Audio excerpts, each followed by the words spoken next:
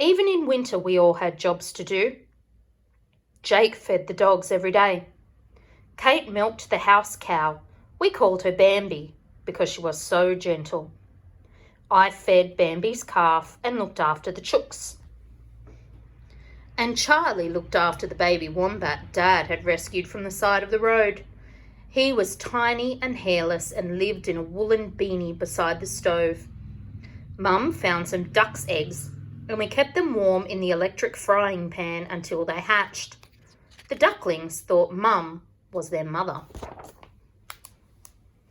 One of my favourite times was when we had a pioneer settlement down at the creek. Bambi came with us and we made a yard for her and the ponies. We built a hut and dammed the creek, hoping to flood the road so we wouldn't have to go to school the next day. In springtime, the ground dried out and we were allowed to ride on the lawn again.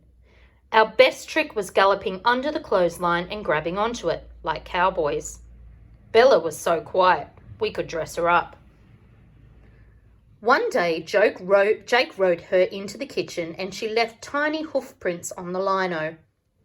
Maggie and I wanted to be famous. We painted clay stripes on the old black horse so people would think he was a rare type of zebra.